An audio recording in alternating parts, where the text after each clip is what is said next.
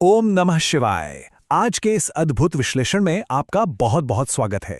चलिए सीधा चलते हैं सह्य पर्वत की उन पवित्र वादियों में। कल्पना कीजिए, आप पहली बार इस पावन भूमि पर कदम रख रहे हैं। वो जो एक आध्यात्मिक जागरण होता है ना, वो सीधा दिल को छू लेता है। ये जो प्राचीन डाकिनी क्षेत्र है, जिसे हम आज पश्चिमी घाट के सह्य पर्वत के नाम से जानते हैं, यहाँ पहुँचते ही एक अलग ही तरह की गहरी शांति महसूस होती है। जब कोई भक्त घने जंगलों के बीच से होकर मंदिर के प्रांगण की ओर बढ़ता है, तो हवा में घुली वो दिव्य ऊर्जा जैसे रूह में उतर जाती है। ये सिर्फ एक जगह नहीं है, ये भीतर के अंधकार से प्रकाश की ओर जाने का वो साक्षात रास्ता है, जहाँ प्रकृति भी शिव के ध्यान में मग्न लगती है।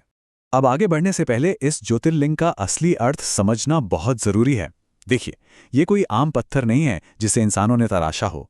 शिव पुराण के अनुसार ये एक तेजोमय लिंगम है, यानी प्रकाश का एक अनंत स्तंभ। ये साक्षात महादेव की इच्छा से प्रकट हुआ उनका अपना स्वरूप है, जिसका ना कोई आदि है, ना ही कोई अंत। सोचिए, सत्य और चेतना का वो प्रकाश जो पूरे ब्रह्मांड का मूल आधार है, वो साक्षात आपके सामने है। चलिए अब इस पावन स्थान के पौराणिक इतिहास की ओर बढ़ते हैं और जानते हैं भीमासुर के वध की वो अद्भुत कथा। हमारी प्राचीन ग्रंथों में एक ऐसे समय का जिक्र मिलता है जब पूरी पृथ्वी पर त्राही त्राही मची हुई थी। वजह था एक भयंकर राक्षस भीमासुर।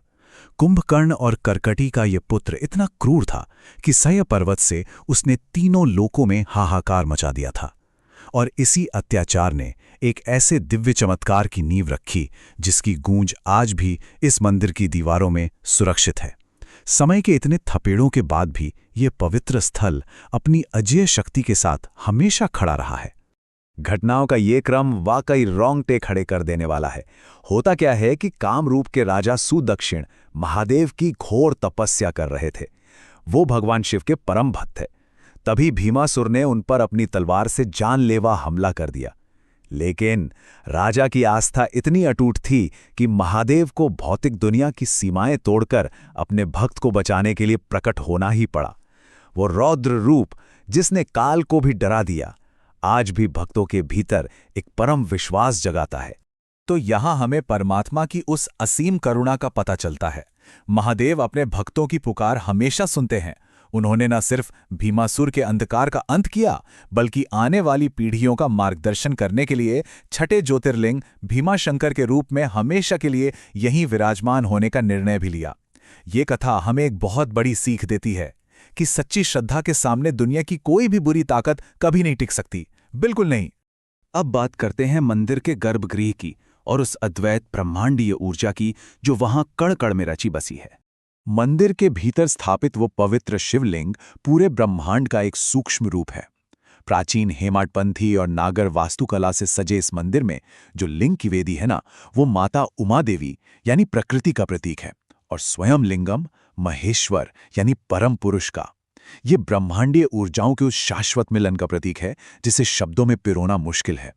इस अनूठे संगम को देखते ही मन पूरी तरह से शांत और एकाग्र हो जाता है। इसके बाद आइए नजर डालते हैं उन पवित्र मंत्रों और दैनिक अनुष्ठानों पर जो यहाँ हर दिन पूरी निष्ठा से किए जाते हैं। ये जो पंचामृत अर्पित किया जाता है, इसका अर्थ बहुत गहरा है। घी, दूध, दही, गुड़ और शहद, इन 5 अमृतों से महादेव का स्नान दरअसल हमारे सांसारिक मोह, हमारे अहंकार और भौतिक बंधनों को उस दिव्य प्रकाश के सामने त्यागने का प्रतीक है। ये आत्मा को शुद्ध करने की प्रक्रिया है। समर्पित पुरोहितों द्वारा की जाने वाली ये दैनिक आराधना सिर्फ एक कर्मकांड नहीं, बल्कि परमात्मा से सीधा संवाद है। और हाँ, भस्म आरती का वो क्षण, वो बहुत ही भावुक कर देने वाला पल होता है। ये अनुष्ठान हमें याद दिलाता है कि शिव ही महाकाल हैं, समय के स्वामी। वो पवित्र भस्म इस बात का प्रतीक है कि ये भौतिक संसार नश्वर है। एक दिन सब कुछ उसी राख में मिल जाना है जिसे शिव ने धारण किया हुआ है। एक तीर्थयात्री के रूप में इस दृश्य को देखना जैसे जीवन की सबसे बड़ी सच्चाई से रूबरू होना है। इस आध्यात्मिक यात्रा में खुद को उस परम चेतना से जोड़ने के 3 मुख्य चरण हैं। शिवपुराण कहता है कि सबसे पहले पवित्र रुद्राक्ष धारण करना चाहिए, दूसरा अपने मन को पूरी तरह शुद्ध रखना, और तीसरा सद्दुजात यानी सृष्टिकर्ता, अघोर यानी संहारक और वामदेव यानी रक्षक, इन शक्तिशाली प्राचीन मंत्रों का जाप करना। इन मंत्रों की गूंज मन की सारी चंचलता को खत्म कर देती है और भीतर एक अनंत शांति भर देती है। तो अब एक बहुत ही जरूरी सवाल मन में आता है। कोई भी भक्त इस जीवन बदल देने वाली तीर्थ यात्रा के लिए खुद को सबसे अच्छे तरीके से कैसे तैयार कर सकता है?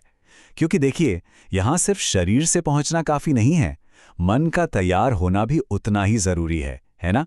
एक संपूर्ण यात्रा तो वही है जहां बाहर के साथ साथ भीतर की यात्रा भी गहराई से सधी हुई हो। इसी बात को ध्यान में रखते हुए चलिए इस पवित्र यात्रा के लिए कुछ बहुत ही व्यावहारिक और महत्वपूर्ण बातों पर चर्चा करते हैं। अगर आप जाने का मन बना रहे हैं तो पुणे या मुंबई से यहां सड़क मार्ग के जरिए बहुत आसानी से पहुंचा जा सकता है। मानसून या पवित्र श्रावण मास के समय तो सह पर्वत का प्राकृतिक सौंदर्य अपने चरम पर होता है। मेरी मानिए तो सुबह 4 से 6 बजे के बीच होने वाली भोर की पूजा में शामिल हों। उस समय का शांत वातावरण मन को मोह लेता है। और हाँ, अनुष्ठानों के लिए हमेशा मंदिर ट्रस्ट से जुड़े आधिकारिक पुरोहितों की ही मदद लें और अपने पास थोड़ी नकद राशि भी जरूर रखें। मंदिर परिसर में प्रवेश करते समय पारंपरिक वेशभूषा का विशेष ध्यान रखें। पुरुषों के लिए सफेद या केसरिया कुर्ता और महिलाओं के लिए साधारण सलवार या चुन्नी पहनना महादेव के प्रति हमारे गहरे सम्मान को दर्शाता है। अपने साथ अपना पहचान पत्र, कुछ जरूरी दवाइयाँ और एक छोटी पूजा किट रखना बिल्कुल न भूलें। ये छोटी छोटी तैयारियां ध्यान भटकने नहीं देती और हम पूरी तरह से शिव की भक्ति में लीन हो पाते हैं। भीमाशंकर ज्योतिर्लिंग के दर्शन का जो सबसे बड़ा चमत्कार है ना, वो अदृश्य बदलाव है जो पहली बार आए तीर्थयात्री के भीतर होता है। ऐसा माना जाता है कि ये प्रथम दर्शन ही पिछले जन्मों के सारे बोझ और कर्मों को भस्म कर देता है और आत्मा को मोक्ष यानी अंतिम मुक्ति और असीम शांति प्रदान करता है। गर्भगृह के सामने खड़ा एक आम इंसान उस एक पल के लिए ब्रह्मांड के रचयिता के साथ एक हो जाता है।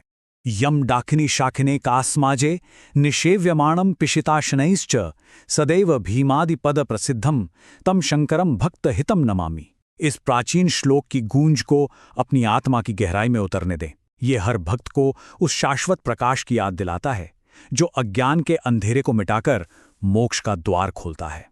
ये सिर्फ कुछ शब्द नहीं है, ये तो ईश्वर को पुकारने का वो शाश्वत साधन है जो सीधे परमात्मा तक पहुंचता है।